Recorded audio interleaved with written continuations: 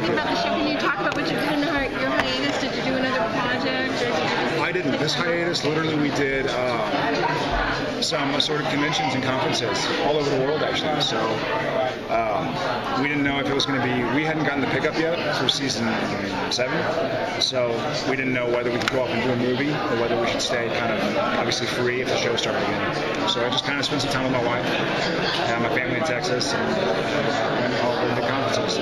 So you said you went international. Were you surprised at the reaction that the show has gotten? I was. I mean, I'm still surprised at the reaction it gets locally. So internationally, it's really kind of mind-boggling to sit around and go, you're walking around, you see people kind of giving you eyes, like figuring out who you are, and it's really flattering. It's really reassuring.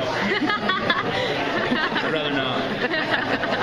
Can you talk to us a little bit about what it was like to do Sam last season, where you basically played 2 characters, but still Sam? Yeah, it was difficult. I think had they tried to do that to me like season 1 or 2, it would have been a disaster. As it was here, I still haven't watched it, just because I'm still kind of like, like I don't want to see it just yet, just in case. But also at that time, funny enough, I just realized I was doing the anime, and so the anime is a combination of season 1 and 2.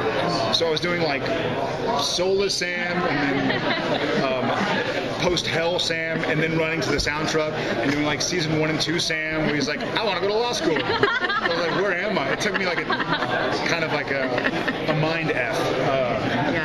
So I'm anxious to see how it turned out, but it was definitely, it took a lot of patience, it was a lot of hard work, and I love it. I love working hard for something I'm passionate about. This is what I dreamt of doing since I was a kid.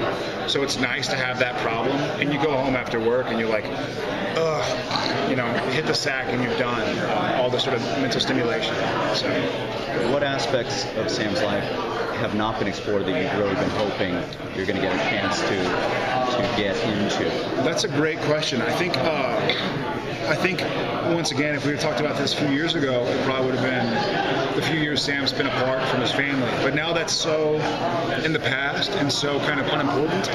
And I think one of the things that Supernatural, what I get from Supernatural, Jared, is that what's important is kind of the present and the future, and kind of trying to do the right thing in the here and now, and not really worrying about the past. And obviously Sam has in some ways a kind of lurid past, from sucking demon blood to killing innocent people every now and again, to whatever he did when he was soulless, to whatever he did in hell.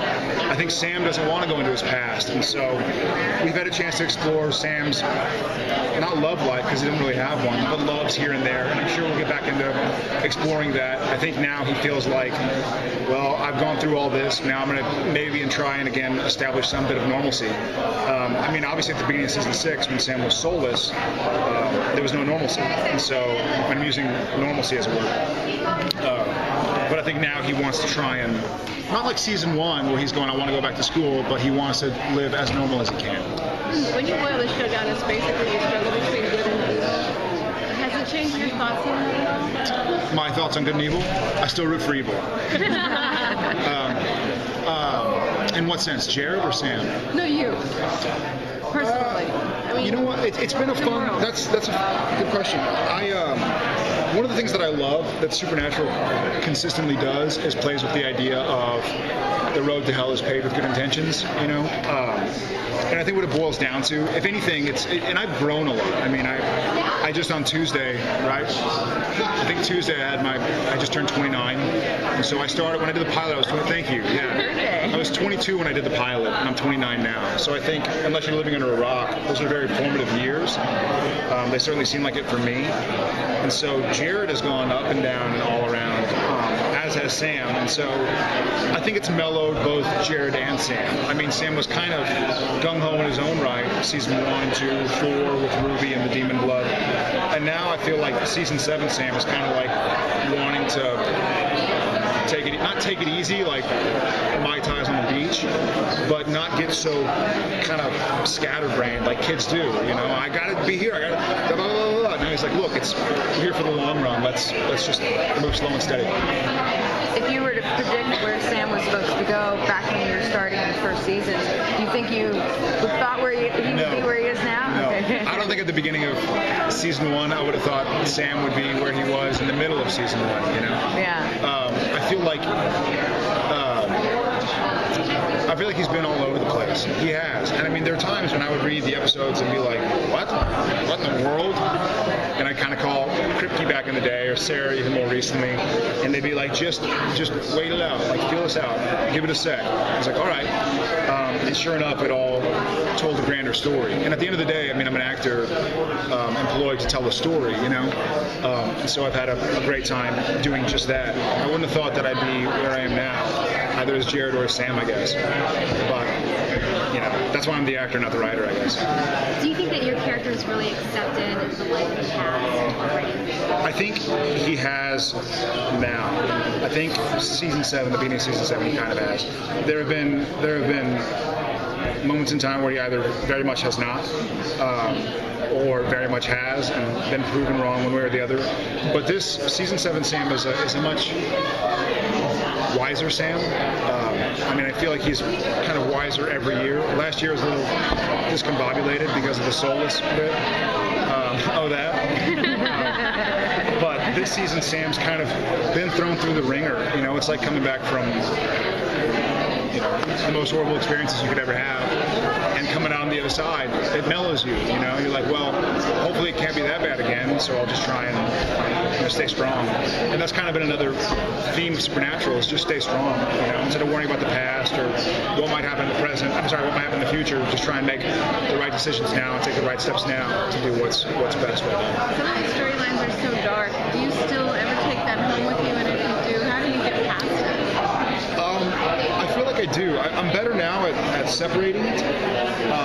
But there were certainly times where you do take it home, because also when you're shooting a TV show, you know, it's not show up on set and you know everything. When you go home, you're still reading the episode, reading the next episode to remember where you're going, reading the prior episode, or watching the prior dailies or something. So it's 9 months of Sam Winchester, you know? And Jared's in there somewhere. But I feel like I really do. I'm going to say art becomes life becomes art. Kind of self-fulfilling prophecies. I feel like Jared has kind of ebbed and flowed with Sam. I remember season 4. I remember Jared was kind of in a place of like, I gotta this and blah blah, and I was very kind of active, and I gotta get everything right now. And I'm gonna once and for all, I'm gonna do what it takes. And kind of Sam was the same way. He was like, fine, I'll do it. I'll Lilith and Ruby, and sure, give me the blood. And now I feel like Jared now is kind of like, oh look, it's fine. Like this is a marathon, not a sprint. What's it like to have Jensen direct you? It's great. He and I, obviously over the last, we joke with each other all the time. I mean, I see him more than I see my wife, my, brother and sister, my mother and father, and my dogs. And so I think I've probably seen his face more than any other face over the last 7 years, and vice versa. And so we have that relationship where, man, we've gotten at it with each other and been totally cool. Like, when you're with somebody for 7 years, there are times when I'm stressed about something going on, or he's stressed, we're like, chill out, blah, blah, blah. And so I know him so well now that he can communicate to me as a friend, and as an actor, he's a tremendous actor, and so he communicates to me as an actor. And he doesn't say stupid stuff like, all right, do that one faster, to get more energy. He's like, hey, remember, there's urgency, like we got to get out of here and get to the next place. I'm like, oh, okay, cool.